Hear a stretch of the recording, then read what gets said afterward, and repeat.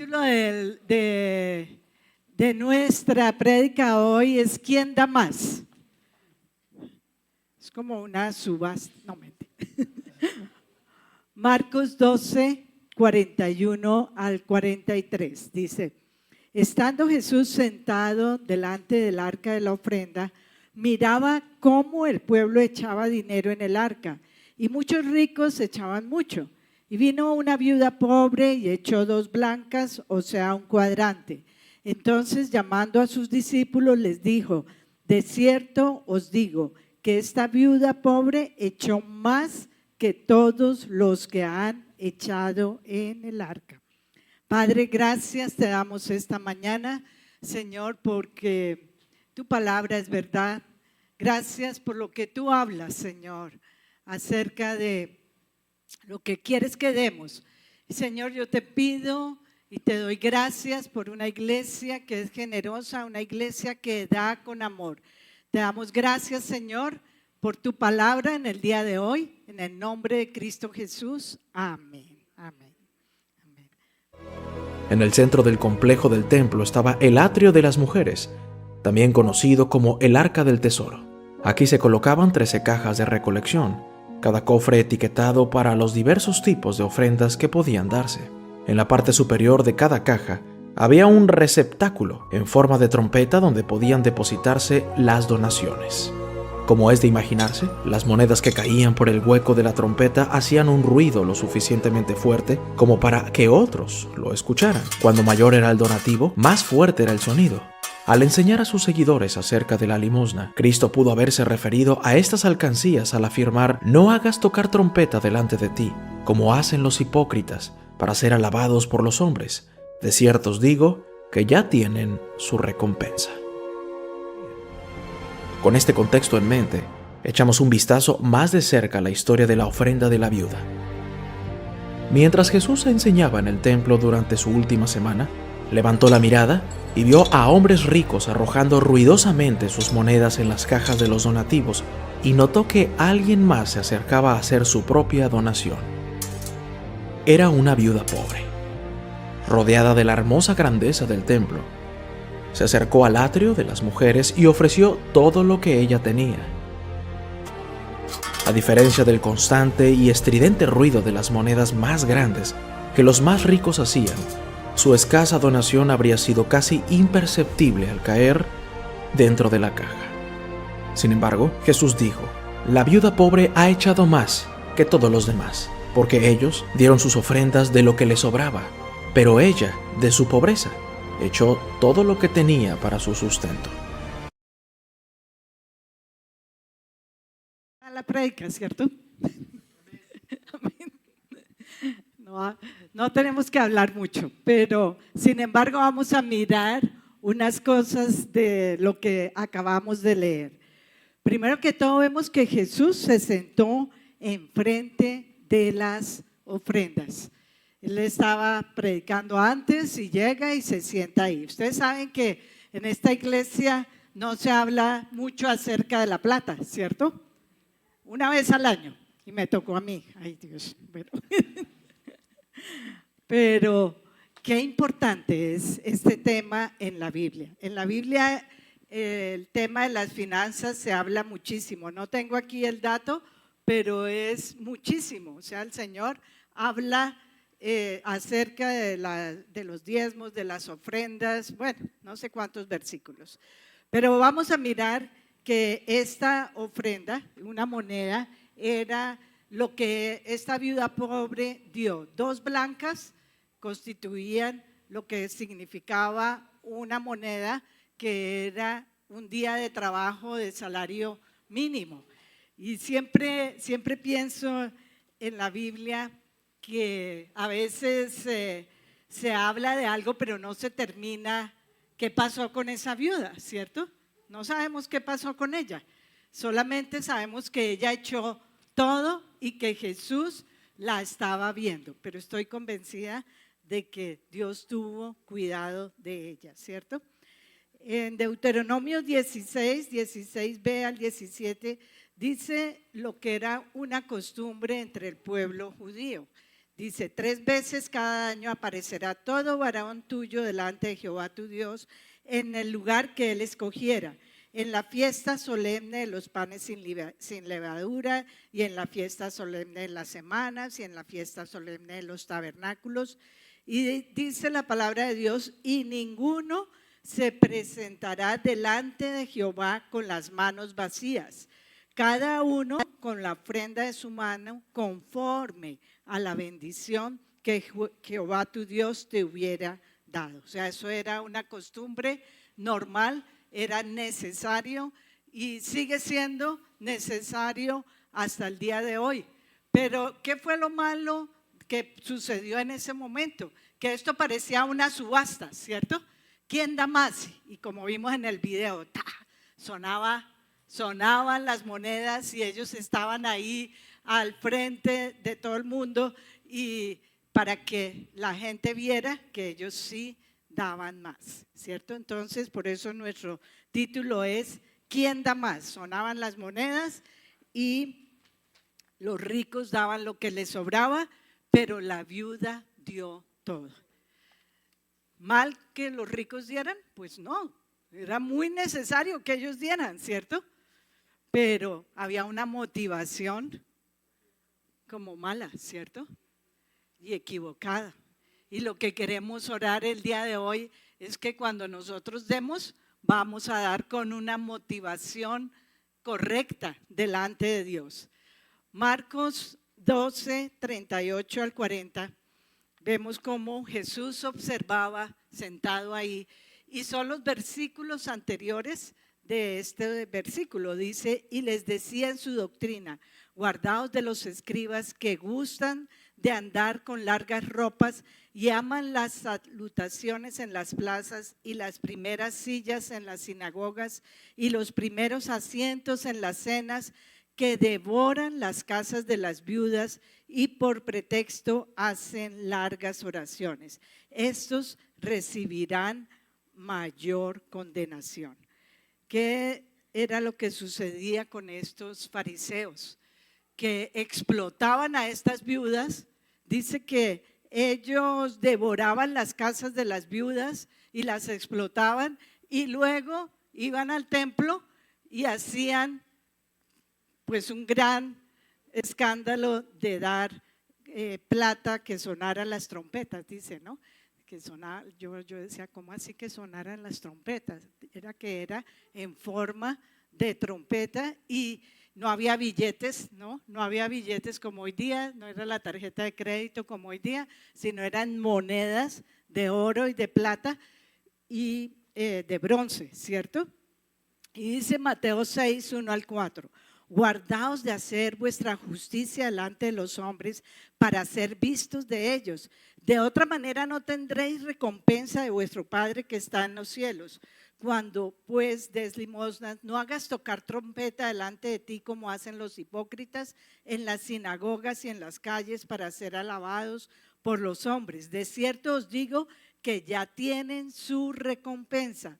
Mas tú, cuando des limosnas, no sepa tu izquierda lo que hace tu derecha, para que sea tu limosna en secreto, y tu Padre que ve en lo secreto te recompensará en público. Lo que yo veo en conclusión de todo esto, que no importa cuánto demos, ¿cierto? Lo que importa es el corazón, lo que cada uno tiene. Y pues mucha gente nos dice, pues porque ustedes no hacen, pues no, pues yo sé que a veces estoy como tratando no es que voy a criticar otras iglesias, ¿sí? Sino que no es nuestro estilo, cada iglesia hace su estilo, pero hay iglesias que ponen pues aquí la ofrenda al frente, ¿cierto? Para que todo el mundo pase y pacten y hagan y todo, y pues no lo vamos a hacer aquí en la iglesia, ¿cierto? Y lo vamos a hacer diferente. Nuestros cofres están allá atrás, ustedes saben, y cada uno, Dios pone en el corazón de cada persona el colocar allí.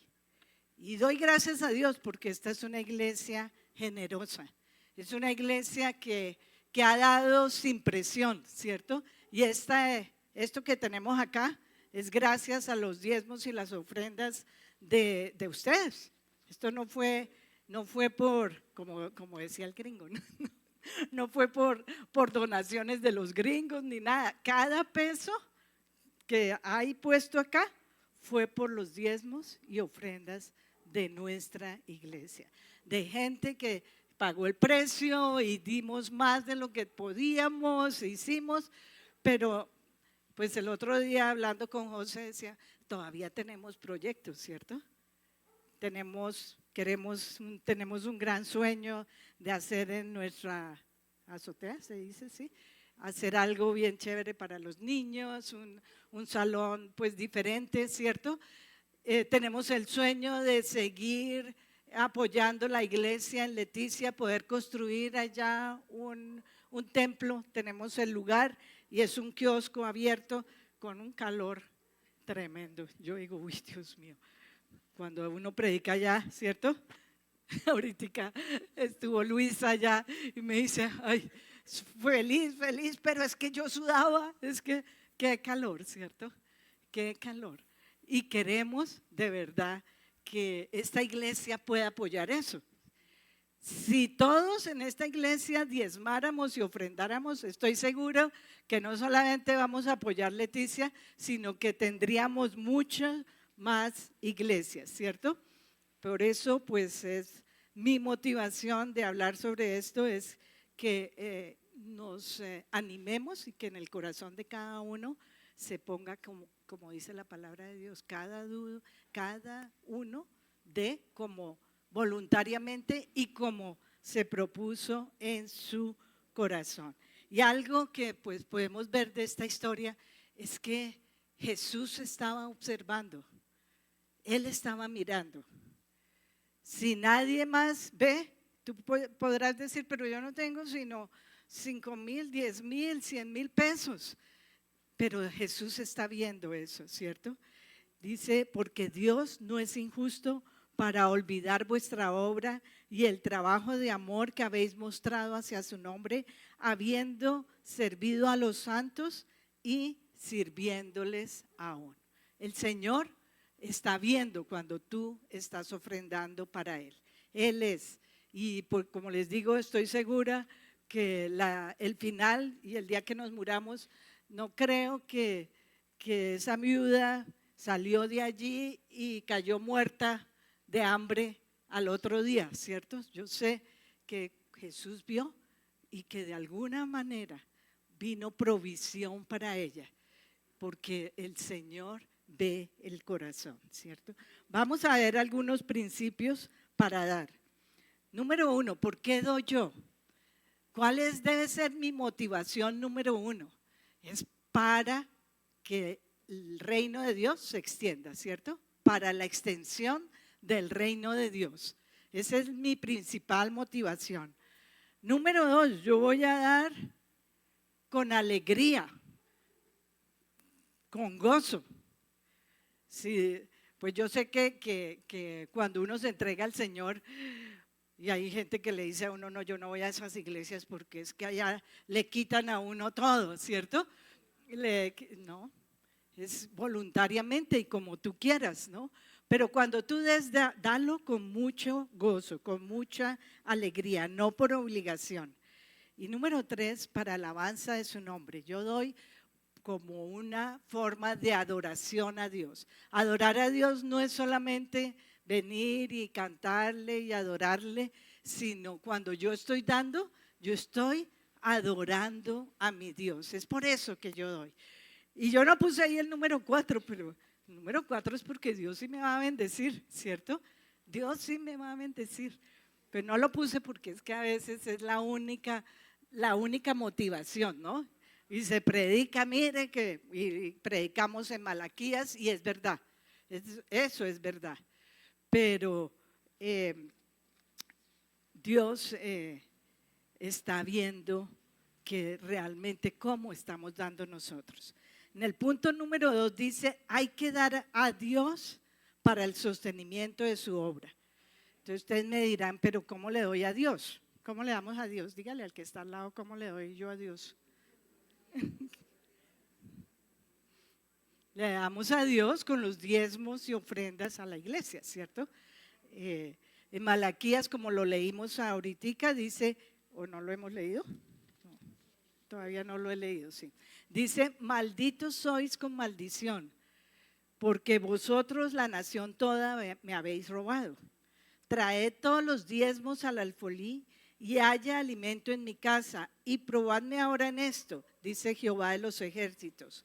Si no, os abriré las ventanas de los cielos y derramaré sobre vosotros bendición hasta que sobreabunde.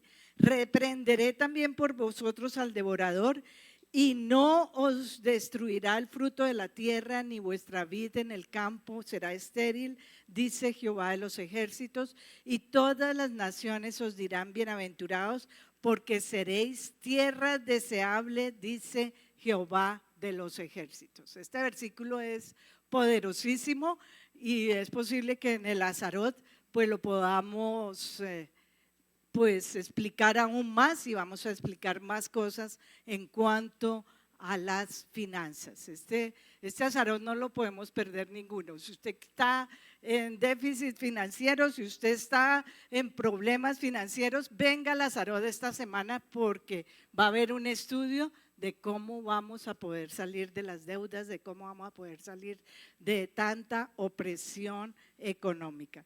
Número 2, ¿a quién le debo dar yo? Pues la palabra de Dios dice que a la propia familia. Pues esta viuda pobre, o muchas de las viudas en Israel, pues la familia se había olvidado de ellas, ¿sí? Y las habían dejado ahí, y una mujer en esa época no había la pensión, no había todo lo que tenemos hoy día, ¿cierto? Pero ellas podían vivir y sobrevivir solamente por el apoyo de los familiares. Y dice primera de Timoteo 5:8, porque si alguno no provee para los suyos y mayormente para los de su casa, ha negado la fe y es peor que un incrédulo.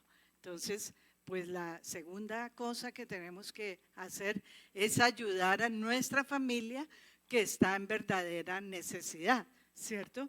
No al hijo que no trabaja, ¿cierto? No la palabra de Dios dice, el que no trabaja, que no coma. Entonces no es para sostener, no, es que pobrecito, no, pues si él ya tiene pues 30 años, 40 años, y ¿cómo así? No es para eso, ¿cierto?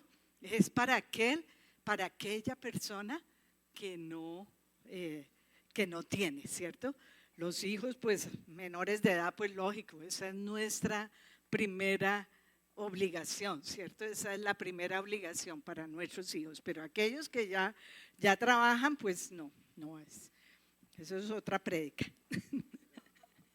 A los hermanos en la fe, ¿a quién más tenemos que ayudar? A nuestros hermanos en la fe que están en verdadera necesidad.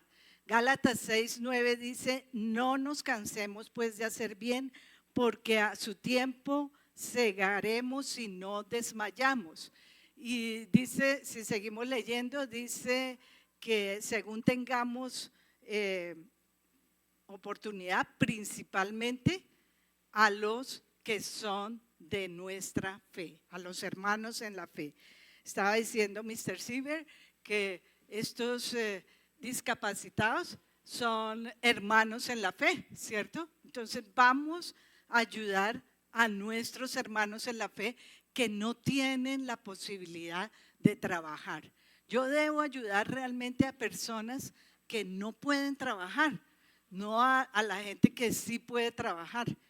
Pues yo pienso que hay momentos de problemas económicos de ciertas personas, de nuestros hermanos en la fe, y esos momentos no siempre nos ha ido bien. Yo recuerdo tiempos en que nosotros, pues fue muy duro, pastores, y dejamos muchas cosas y nos fuimos para Barranquilla. Recuerdo cuando nos fuimos para Barranquilla y dejé, yo tenía tenía una óptica en ese momento, y dejé mi negocio, dejé todo porque nos íbamos a servir a Dios. Y en ese momento pues Tremendo, qué dificultad económica. Y uno podría decir, pero Señor, te estoy sirviendo, pero tú ¿por qué no provees? Y la gente en la iglesia, pues como el pastor es gringo, debe ser que recibe dólares. Pues este gringo mío tampoco nunca ha recibido dólares. Siempre ha estado sostenido por nuestro propio trabajo, porque en esa época trabajábamos secularmente y luego por la iglesia, ¿no? Por la iglesia colombiana. O sea, nunca ha sido sostenido por los Estados Unidos, ¿no? Nunca. Y entonces yo allá en la iglesia decía, Señor, tengo 3 hijos, van a ser Paula, no había nacido, y ¿cómo es posible que estemos así? Pero Dios nunca nos dejó, siempre proveyó, ¿cierto? Siempre proveyó en cada momento y en cada necesidad. Dice que a los hermanos en la fe, a los pobres, Proverbios 14:21, peca el que menosprecia a su prójimo, mas el que tiene misericordia de los pobres es bienaventurado. Y hay un versículo que me parece increíble, que es Proverbios 19:17. Dice, a Jehová presta el que da al pobre. Ustedes pueden creer eso, que yo es que le presto a Dios cuando doy al pobre. No, eso es algo increíble, ¿cierto? Y el bien que ha hecho se lo volverá a pagar. ¿Cómo puedo yo dar a los pobres? Pues es un reto bien grande, porque uno sale a esta puerta y ve necesidades en en la esquina, ¿cierto? En cualquier parte. Y siempre yo digo que yo no tengo el don de misericordia, ¿no? Yo sí, yo soy como la justicia, ¿no? Soy así como ¿por qué no trabaja? ¿Usted qué le pasa, no? Y uno se pregunta, ¿debo darle a una persona que si yo le doy acá, va y se droga y va y se gasta o va y roba en lugar de estar trabajando? Pues si yo le proveo, entonces va a robar más. Bueno, entonces empieza todo ese pensamiento, ¿no? Y yo decidí, por eso yo voy a dar a la iglesia.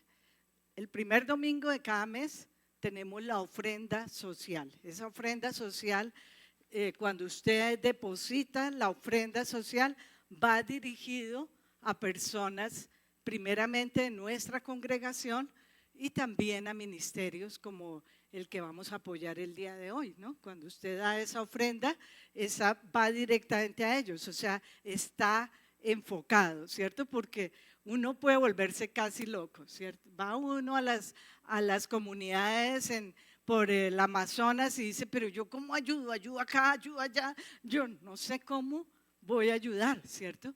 Entonces tenemos que enfocarnos, ¿no? Y una forma de enfocarnos es realmente, pues, ponerlo, si usted confía que en la iglesia se van a dar esos recursos sabiamente, pues yo les animo a que den la ofrenda social. Dice, a Jehová presta el que da al pobre y el bien que ha hecho se lo volverá a pagar. ¿Cuánto debemos dar? Dígale al que está al lado, ¿cuánto debemos dar? A ver, ¿cuánto debemos dar?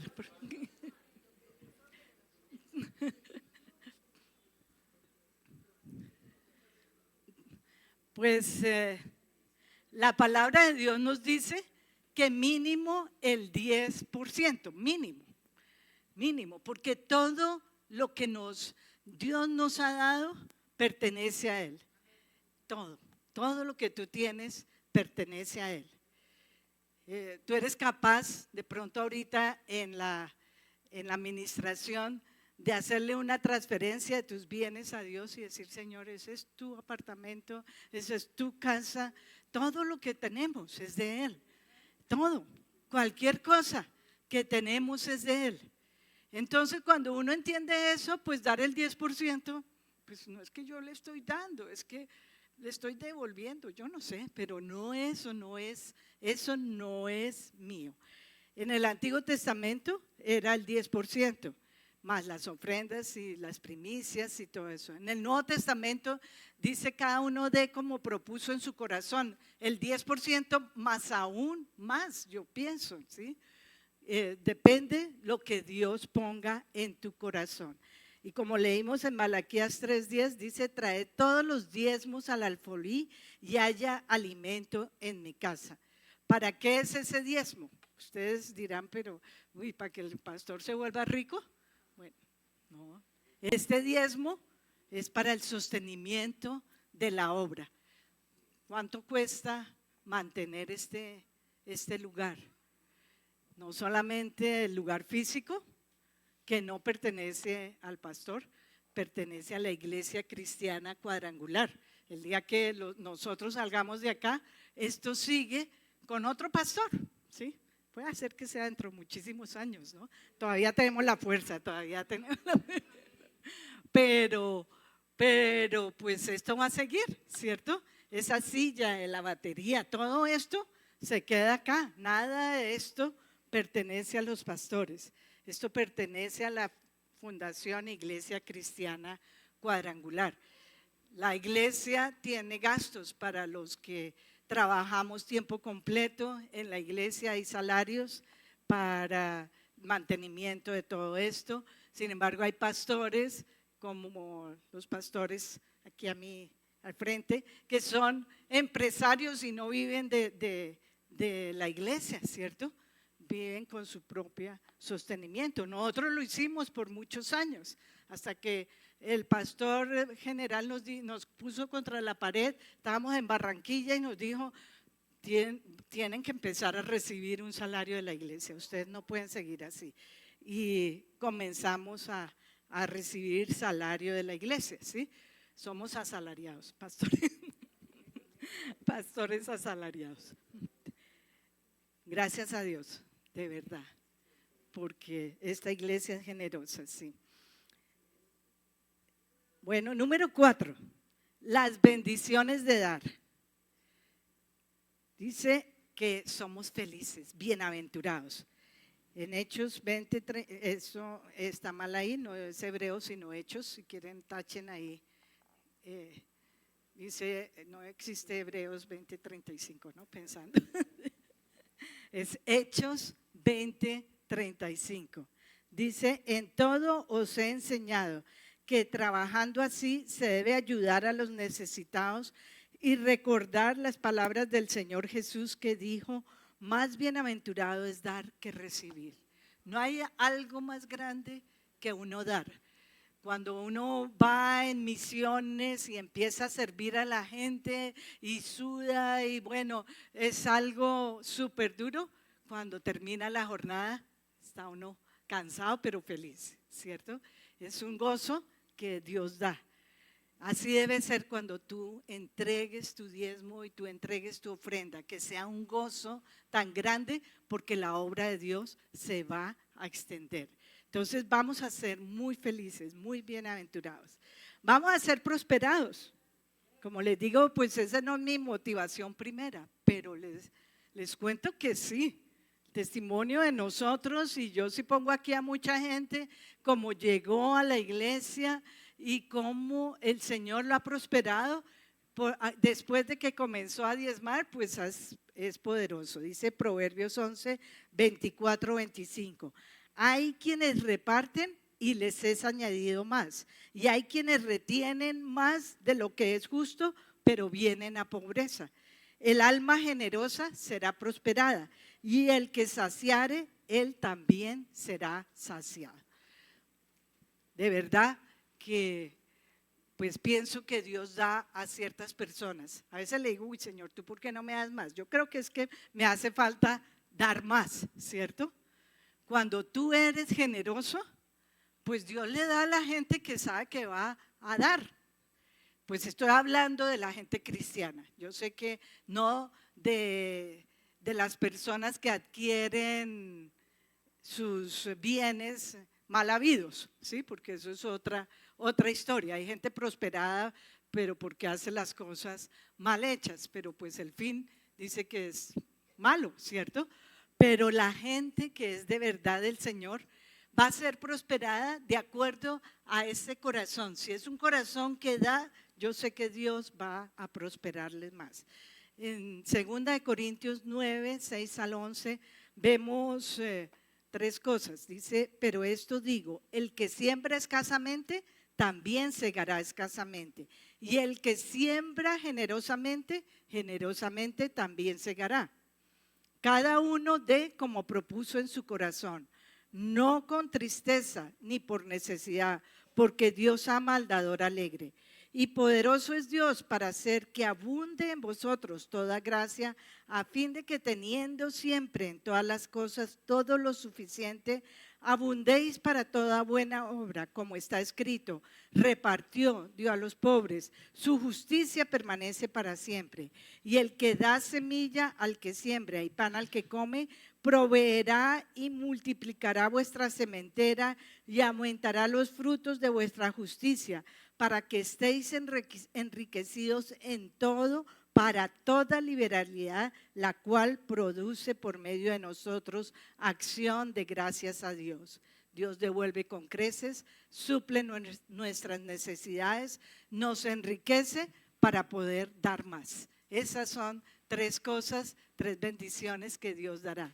Él nos va a enriquecer para poder dar más. En resumen, hay una frase de Juan Wesley que resume todo lo que es la vida financiera. Y dice, Juan Wesley dijo, trabaje todo lo que pueda, ahorre todo lo que pueda y dé todo lo que pueda. Si usted puede llevarse eso esta semana, ese es el resumen de la vida financiera. Trabaje todo lo que pueda, ahorre todo lo que pueda y dé todo lo que pueda. Esta semana usted me dirá, pero ¿cómo voy a ahorrar si estoy endeudado hasta acá? Bueno, vaya a Lazarot y vamos a mirar cómo vamos a salir de las deudas, ¿cierto? Amén. Vamos a ver cómo podemos salir de esas deudas y cómo podemos realmente aplicar esos principios financieros y cómo podemos ser todos bendecidos. Vamos a colocarnos de pie y vamos a pedir esa bendición económica. Y también nuestro corazón, si tiene que ser cambiado, si tiene que realmente comenzar a empezar a dar. Dios nos ha dado todo. Cuanto más nosotros debemos darle a Él mucho. No solamente de nuestro tiempo, de nuestro servicio, sino de nuestras posesiones financieras. Si quieres, levanta ahí tus manos y mientras